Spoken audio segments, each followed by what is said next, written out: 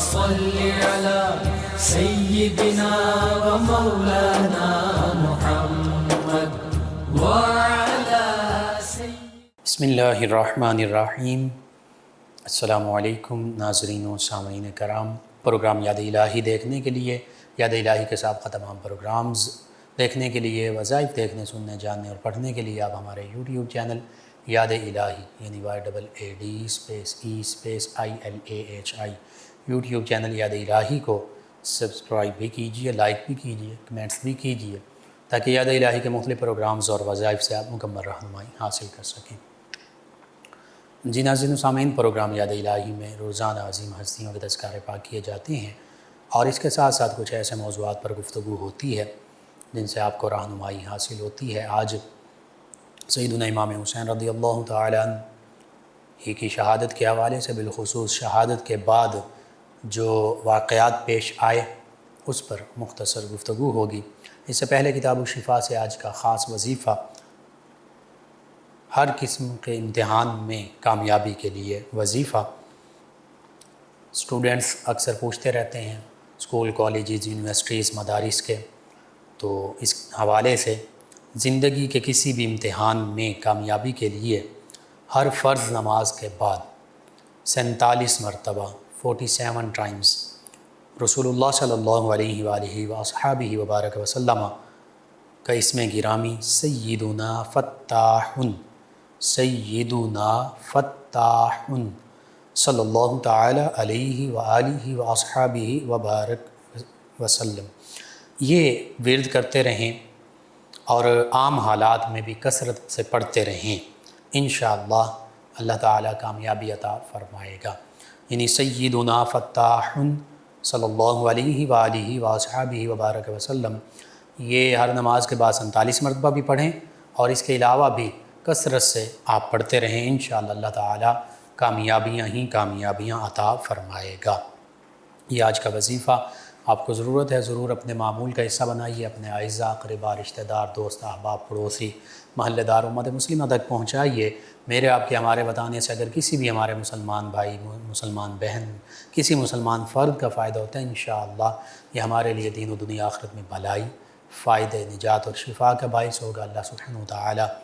ہمیں آسانیاں عطا فرمائے، ہمیں آسانیاں بانٹنے والا بنائے، مشکلات میں ہماری حفاظت فرمائے، مشکلات سے ہمیں آسانیوں کی طرف لے آئے، آمین۔ جی ناظرین سامعین، سیدنا امام حسین رضی اللہ تعالیٰ عنہ آپ کی شہادت تاریخ اسلام کا ایک المناک واقعہ،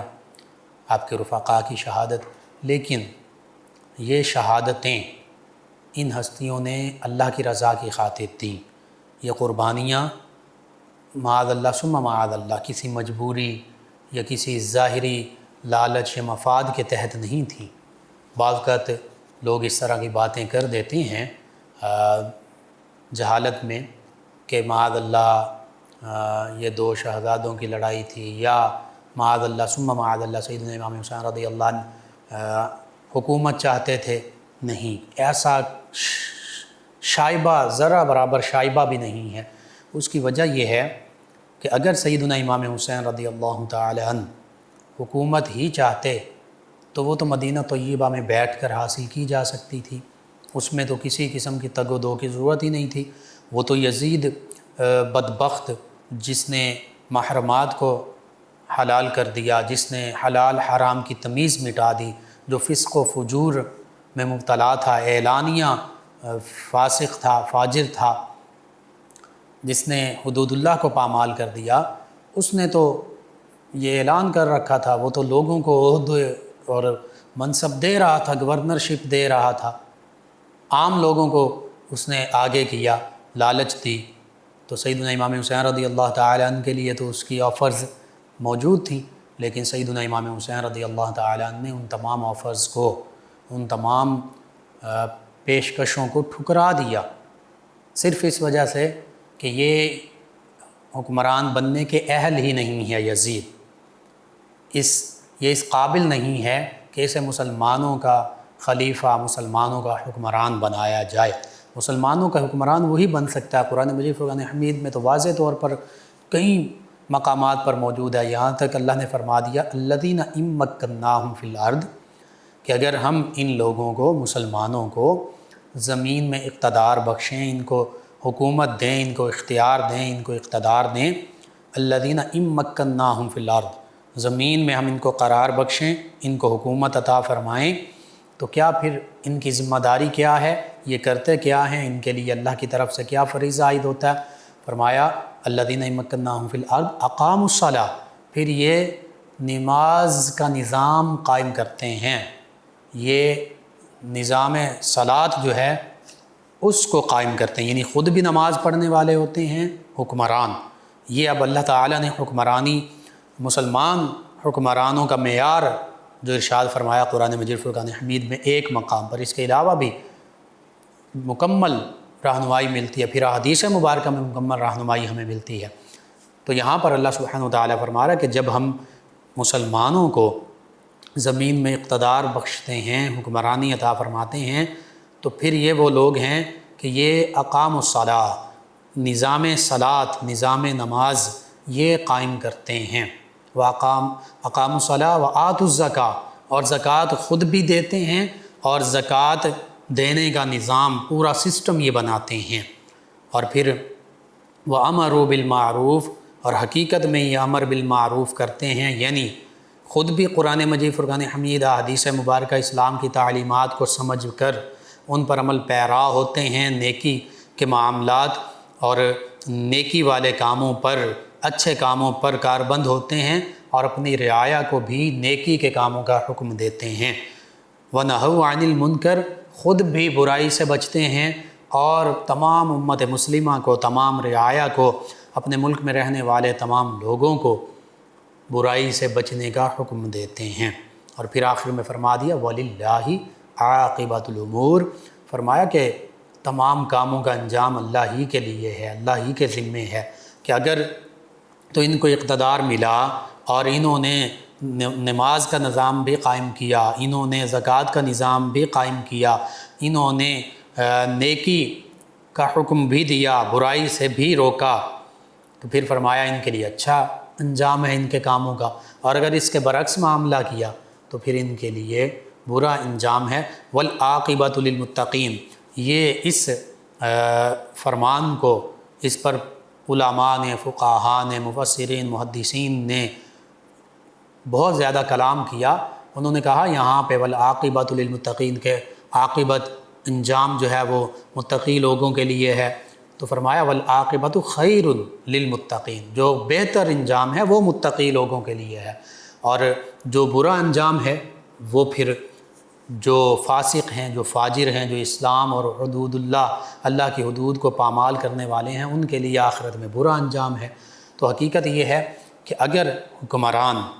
وہ اللہ اور اس کے حبیب صلی اللہ علیہ وآلہ وسلم کے احکام کے مطابق نظام ریاست کو چلاتے ہیں تو پھر ان کے لیے اللہ کی طرف سے اچھا انجام ہے، ان کے اچھے کاموں کا بدلہ اچھا ملے گا۔ لیکن اگر اس کے برعکس وہ اسلامی ریاست میں نہ ہی نماز کا نظام قائم کرتے ہیں، نہ ہی زکوٰۃ کا نظام قائم کرتے ہیں، نہ ہی وہ نیکی کا حکم دیتے ہیں، نہ ہی برائی سے روکتے ہیں، تو پھر ایسے حکمرانوں کے لیے بری عاقبت ہے۔ یزید بدبخت جو ہے وہ بھی ایسے حکمرانوں میں شامل ہے کہ جس نے اگرچہ بظاہر وہ نماز پڑھنے والا تھا، لیکن اس نے خاص طور پر حدود اللہ کو پامال کیا، نماز کا کوئی سسٹم قائم نہیں کیا، زکوٰۃ کا کوئی سسٹم نہیں بنایا، اور بالخصوص امر بالمعروف تو دور کی بات، وہ خود نہی عن المنکر، یعنی منکرات سے بچنا تو دور کی بات، منکرات پر عمل کرنے والا تھا۔ وہ ام الخبائث، بیماریوں کی جڑ، شراب، جھوٹ، فسق، فجور، اللہ کے حلال کو حرام کرنے والا اور حرام کو حلال کرنے والا۔ شراب حرام تھی، اس نے اس کو اپنے لیے حلال سمجھا، شراب، بدکاری اس میں مبتلا تھا، اور محرم جو رشتے ہیں ان کے ساتھ نکاح حرام ہے، اس نے ان کو حلال کر دیا۔ تو پتہ چلا کہ اللہ کے اس حکم کے مطابق کہ جب اللہ تعالیٰ مسلمانوں کو حکومت عطا فرمائے، کسی کو اقتدار بخشے، کسی کو حکمرانی دے، تو پھر وہ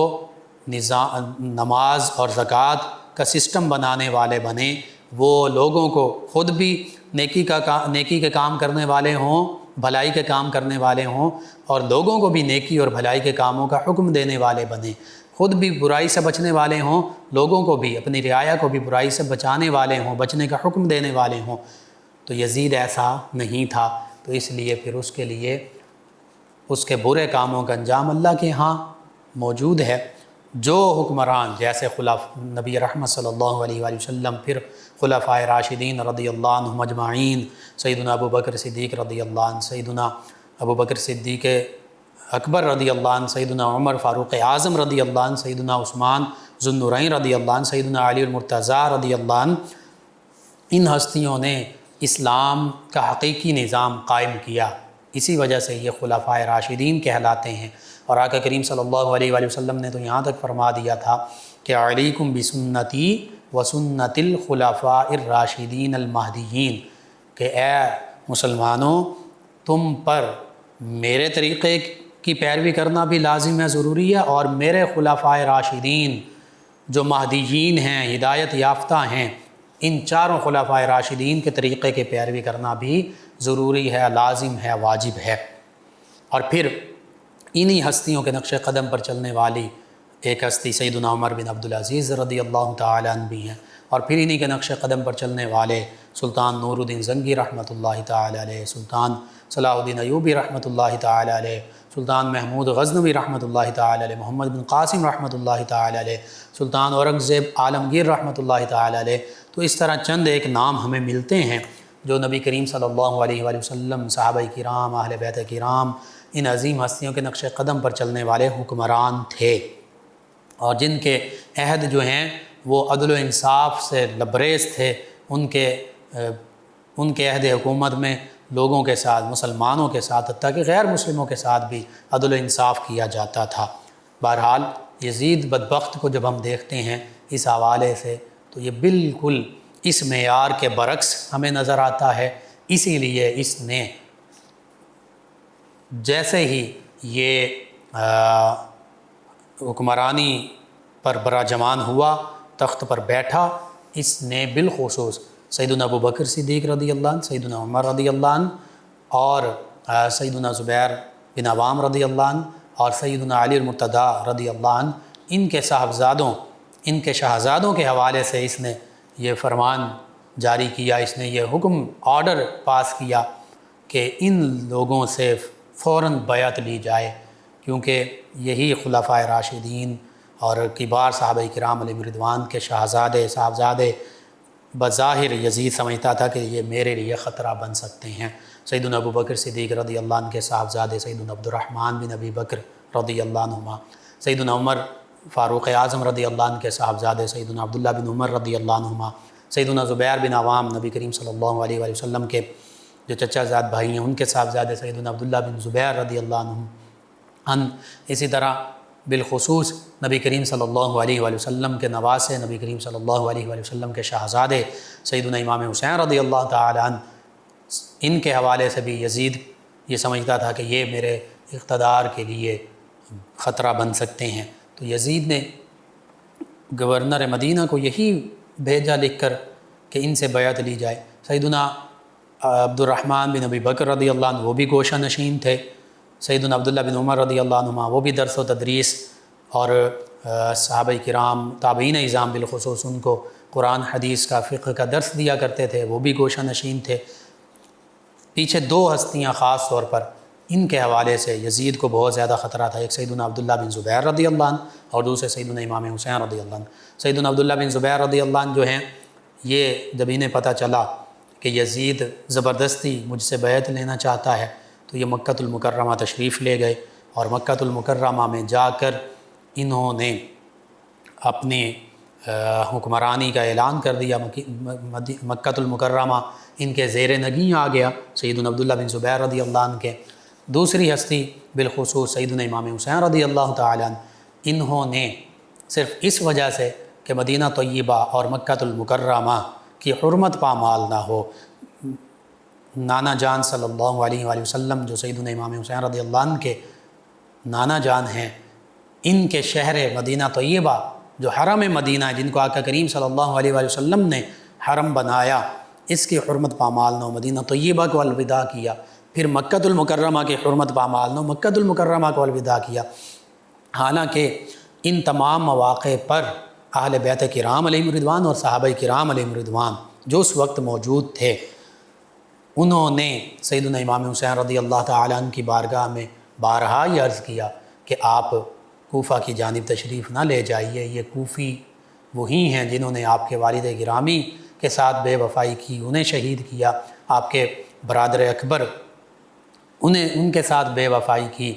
تو یہ آپ کے ساتھ بھی بے وفائی کریں گے۔ اب سیدنا امام حسین رضی اللہ تعالیٰ عنہ کو روکنے والوں میں اہل بیت کرام علیہم رضوان کی ہستیاں بھی شامل تھیں اور کبار صحابہ کرام علیہم رضوان بھی شامل تھے۔ اہل بیت کرام میں کون کون شامل تھے جنہوں نے سیدنا امام حسین رضی اللہ تعالیٰ عنہ کو یہ مشورہ دیا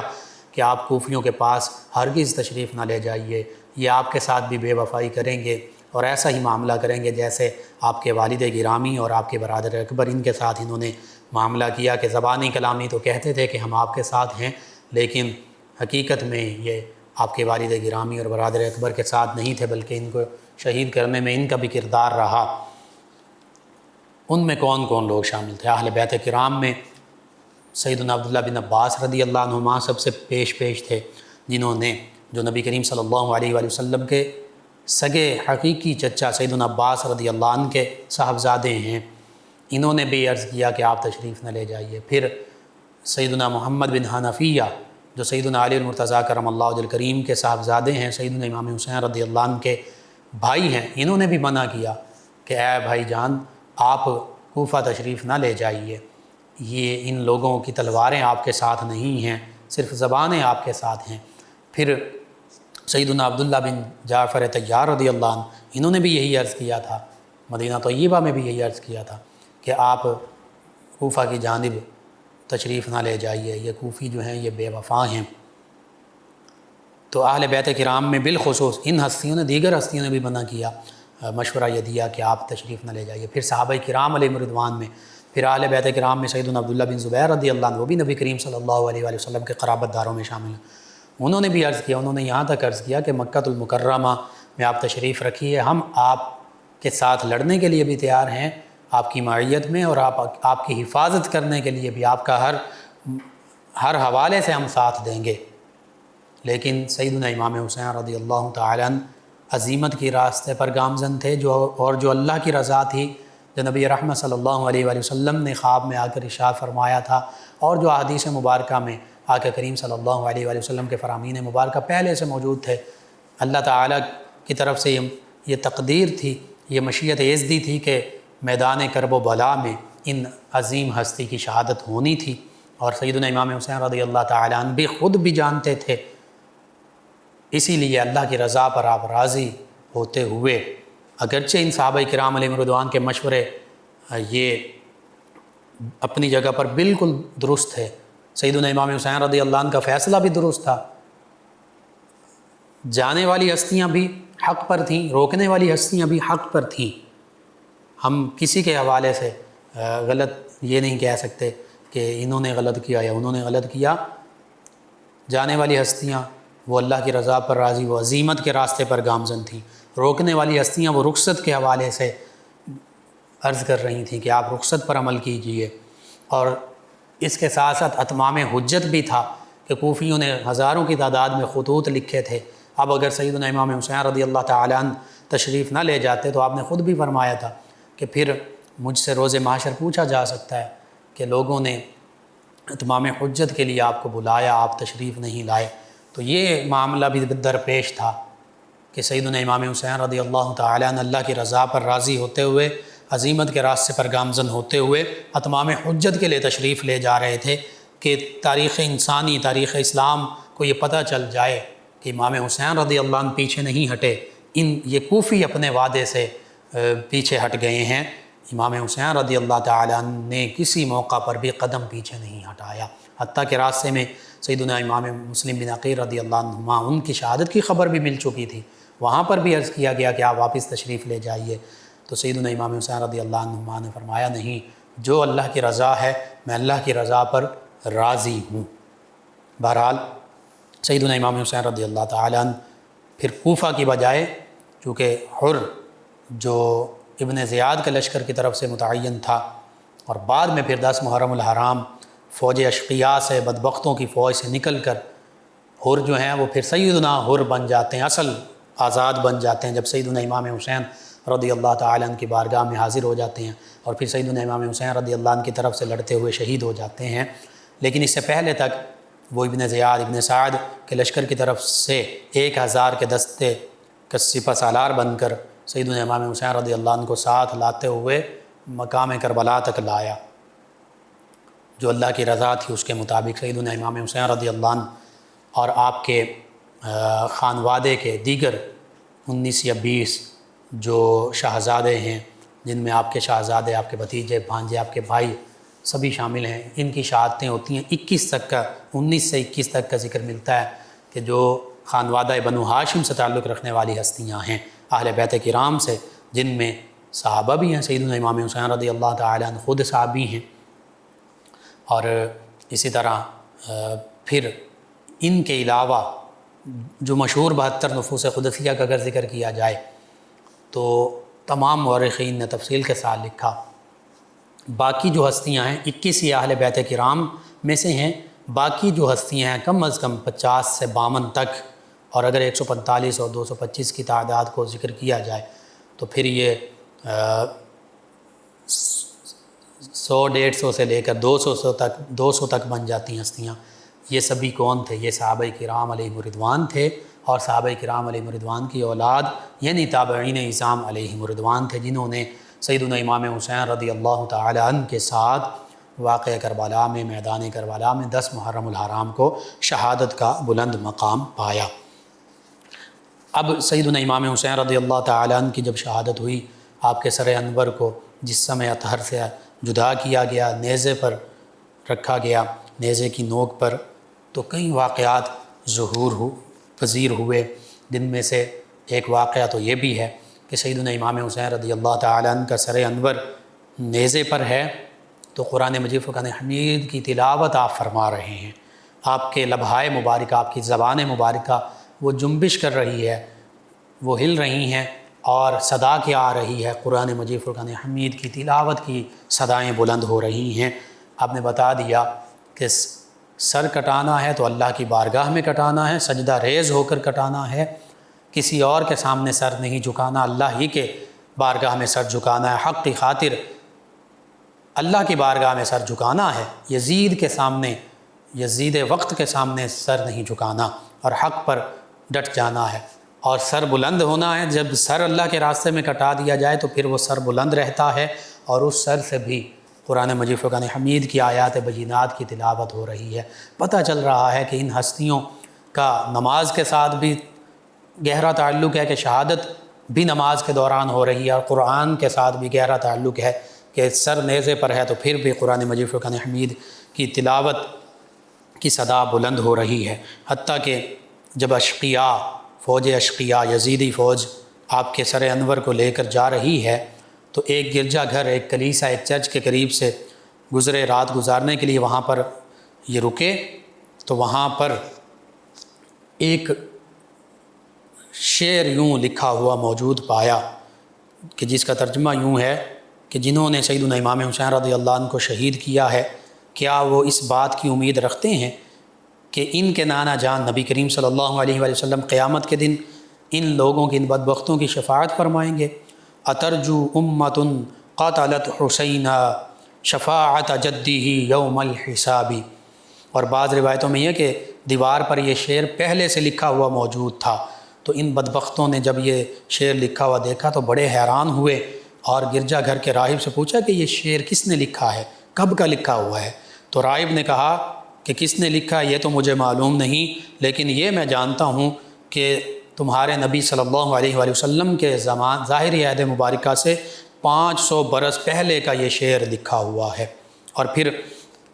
راہب نے پوچھا کہ یہ سر کس کا ہے؟ بتایا گیا کہ یہ نبی رحمت صلی اللہ علیہ وآلہ وسلم کے نواسے، ان کا سر اقدس ہے۔ تو اس نے کہا کہ یہ سر میرے پاس رہنے دو، میں تمہیں 10,000 درہم دوں گا۔ تو یہ لوگ یزیدی بدبخت 10,000 کے بدلے اس بات پر راضی ہو گئے کہ آج کی رات یہ سر جو ہے یہ راہب کو کہا کہ تم لے لو۔ راہب نے سیدنا امام حسین رضی اللہ عنہ کا سر انور لیا اور اپنے مخصوص کمرے میں لے گیا۔ سر انور، چہرہ مبارک، مقدس زلفوں اور داڑھی کے بالوں پر جو غبار برکت کے لیے تھا اس کو جمع کیا، دھویا سر انور کو، خوشبو لگائی اور بڑی تعظیم اور تکریم کے ساتھ اپنے سامنے رکھ کر زیارت کرنے لگا اس چہرے مبارکہ کی کہ نبی رحمت صلی اللہ علیہ وآلہ وسلم جنہیں بوسہ دیا کرتے تھے۔ اور اس کا یہ راہب کا ادب کرنا اللہ رب العزت کی بارگاہ میں قبول ہو گیا، نبی رحمت صلی اللہ علیہ وآلہ وسلم کی بارگاہ میں قبول ہو گیا۔ اللہ نے اپنی رحمت کے دروازے کھول دیے۔ راہب جو ہے سیدنا امام حسین رضی اللہ عنہ کے سر انور کو اس نے بوسہ دیا اور ادب کیا، احترام بجا لایا، رونے لگا۔ تو بس اس کی نظروں سے وہ جو حجابات تھے، وہ پردے وہ اٹھ گئے۔ اس نے دیکھا کہ سر اقدس سے لے کر آسمان تک نور ہی نور ہے۔ جب اس نے سر انور کی یہ کرامت دیکھی تو صدق دل کے ساتھ لا الہ الا اللہ محمد الرسول اللہ یعنی توحید و رسالت کی گواہی دیتے ہوئے اسلام قبول کر لیا، ایمان والوں میں شامل ہو گیا۔ اور صبح کے وقت سر انور ان یزیدی بدبختوں کو اپنے وعدے کے مطابق واپس کر دیا، 10,000 دراہم بھی دیے۔ اور وہ دراہم جب یزیدیوں نے آگے جا کر سب راستے میں کھولے، تھیلیوں کے منہ کھولے تھے، دیکھے وہ دراہم پتھر بن چکے تھے، ٹھیکریاں بن چکی تھیں۔ اور ان ٹھیکریوں پر ان کے ایک طرف یہ آیت کریمہ لکھی تھی وَلَا تَحْسَبَنَّ اللَّهَ غَافِلًا عَمَّا يَعْمَلُ الظَّالِمُونَ کہ ظالم جو کرتے ہیں اللہ تعالیٰ اس سے ہرگز بے خبر نہیں، بلکہ اللہ تعالیٰ ان ظالموں کے ہر عمل کو جاننے والا ہے، مکمل واقف ہے۔ اور دوسری طرف ٹھیکریوں کے یہ لکھا ہوا تھا وَسَيَعْلَمُ الَّذِينَ ظَلَمُوا أَيَّ مُنْقَلِبٍ يَنْقَلِبُونَ کہ ظلم کرنے والے ان قریب جان لیں گے کہ وہ کس کروٹ پلٹا کھائیں گے۔ یہ انجام ظلم کرنے والوں کا۔ بہرحال سیدنا امام حسین رضی اللہ تعالی عنہ کا سر انور لوگوں نے دیکھا تو کسی نے کہا کہ یہ کتنی، ایک موقع پر یوں تھا کہ کوئی آیت کریمہ یہ پڑھ رہا تھا جس کا ترجمہ سورہ کہف کی آیت مبارکہ ام حسبت ان اصحاب الکہف والرقیم کانوا من آیاتنا عجبا کہ یہ گمان کیا جاتا ہے کہ جو اصحاب کہف اور اصحاب رقیم تھے ان کا معاملہ کیسا عجیب تھا۔ تو سیدنا امام حسین رضی اللہ تعالی عنہ آپ کے سر انور سے آواز آئی کہ حسین رضی اللہ عنہ کی شہادت کا معاملہ اصحاب کہف اصحاب رقیم کے واقعے سے، ان کے معاملے سے بھی عجیب تر ہے کہ وہ لوگ تو پہلی امتوں میں سے تھے، اولیاء اللہ تھے، اور ظالم بادشاہ کے ڈر سے وہ غار میں انہوں نے پناہ لی اور 309 سال تک وہ سوئے رہے۔ بڑا عجیب واقعہ حقیقت میں، لیکن یہ واقعہ اس سے بھی عجیب ہے کہ بظاہر اپنے آپ کو مسلمان اور امتی کہنے والوں نے اپنے ہی نبی علیہ السلام کے پیارے شہزادے اور نواسے کو خود ہی شہید کر دیا۔ حقیقت میں یہ عجیب تر معاملہ ہے۔ بہرحال ان قاتلین امام حسین رضی اللہ عنہ کا انجام بڑا لرزہ خیز ہوا، اس پر بھی انشاءاللہ گفتگو ہوگی۔ آج کی گفتگو ختم ہوتی ہے۔ اللہم صلی علی سیدنا و مولانا محمد وعلی سیدنا۔ آپ سماعت فرما رہے ہیں پروگرام یاد الہی۔ ناظرین سامعین، اس دوران ہمیں جوائن کیا ناصر رحمان صاحب ہیں، کہتے ہیں کہ شادی کے لیے کوئی وظیفہ؟ جی، سورہ اخلاص 41 مرتبہ روزانہ پڑھیں 90 دن تک، رات کو سونے سے پہلے 41 مرتبہ 90 دن تک اول آخر درود پاک تا تعداد میں پڑھیں۔ حاجی محمد رمضان صاحب جھنگ سے ہیں، کہتے ہیں پروگرام بہت اچھا ہے، میری طرف سے مفتی صاحب اور پوری ٹیم کو سلام۔ جی وعلیکم السلام، شکریہ آپ کا۔ ملک ارسلان سلطانی صاحب ہیں، کہتے ہیں السلام علیکم۔ جی وعلیکم السلام، کہتے ہیں اللہ پاک ہم سب کو ان تمام پاک ہستیوں کے نقش قدم پر چلنے کی توفیق عطا فرمائے، آمین۔ جی بے شک آمین۔ ایک اور لسنر ہیں عثمان ظفر صاحب، کہتے ہیں السلام یا حسین، سلام یا حسین، سلام یا حسین۔ جی کہتے ہیں انکل جی صدا سلامت رہیں، میری والدہ ٹھیک نہیں، ان کا گلا بہت خراب ہوتا ہے، کوئی وظیفہ بتا دیں۔ میڈیسن بھی لیں اور پرہیز بھی کریں اور اس کے ساتھ ساتھ یا سلامو یہ کثرت سے پڑھیں، اللہ تعالیٰ سلامتی عطا فرمائے گا۔ ایک اور لسنر ہیں، کہتے ہیں کہ بری عادت چھوڑنا چاہتا ہوں، کیا اللہ مجھے معاف فرما دے گا پرانی عادتوں کی وجہ سے، خطاؤں کے لیے؟ جی بالکل، ان اللہ فرماتا لا تقنطوا من رحمت اللہ، اللہ کی رحمت سے نا امید مت ہو، مایوس نہ ہو جاؤ۔ ان اللہ یغفر الذنوب جميعا، بے شک اللہ تعالیٰ تو تمام گناہ معاف فرما دیتا ہے، انہ الغفور الرحیم، کیونکہ بے شک وہی تو غفور ہے، گناہ بخشنے والا ہے، وہی تو رحم فرمانے والا ہے۔ بالکل سچی توبہ کی جائے تو گناہ جو ہیں وہ نیکیوں میں بدل جاتے ہیں۔ ان کے علاوہ ہمارے ریگولر لسنرز میں شامل ہیں افتخار ڈوگر صاحب، غلام رسول صاحب، غلام حسین، محمد علی عباس، کہتے ہیں آپ کا پروگرام سن رہے ہیں، جو گائے کو بیماری آئی ہے اس کا علاج یا کوئی وظیفہ؟ جی وظیفہ یہی ہے کہ یا سلامو 1001 مرتبہ پڑھ کر اول آخر تا کے دار میں درود پاک پڑھ کر اس پر دم کیا جائے، اور آپ نے سلام کہا، جی وعلیکم السلام۔ آصف رضا صاحب ہیں فیصل آباد سے، کہتے ہیں سیدہ فاطمہ الزہرا طیبہ طاہرہ رضی اللہ عنہا جب دنیا سے رخصت ہو کر گئیں تو ان کا جنازہ کس نے پڑھایا اور کون کون سی اہم شخصیات ان کے جنازے میں شامل تھیں؟ جی جو اس وقت صحابہ کرام علیہم رضوان موجود تھے وہ سبھی جنازے میں شامل تھے، اور جنازے کی امامت کے حوالے سے مختلف اقوال ہیں۔ علماء نے یہ لکھا کہ سیدنا علی المرتضیٰ کرم اللہ وجہ کریم، ان کو سیدنا ابوبکر صدیق رضی اللہ عنہ نے فرمایا کہ آپ نماز جنازہ کی امامت کیجئے، تو سیدنا علی المرتضیٰ کرم اللہ وجہ کریم نے کہا کہ جو ہستی نبی کریم صلی اللہ علیہ وآلہ وسلم کے عہد مبارکہ میں ہمیں نماز کی امامت کرواتی تھیں وہی اس جنازے کی امامت کروائیں گے، یعنی سیدنا ابوبکر صدیق رضی اللہ عنہ۔ تو یوں سیدنا ابوبکر صدیق رضی اللہ تعالیٰ عنہ نے سیدہ فاطمہ الزہرا رضی اللہ عنہا کا نماز جنازہ پڑھایا تھا۔ جی ناظرین سامعین، پروگرام یاد الہی کا وقت ختم ہو جاتا ہے، انشاءاللہ کل صبح دوبارہ آپ سے ملاقات ہوگی پروگرام یاد الہی میں۔ اپنے میزبان محمد لقمان رضا اور ہماری ٹیم کو اجازت دیجیے، اللہ نگہبان۔ اللہم صلی علی سیدنا و مولانا محمد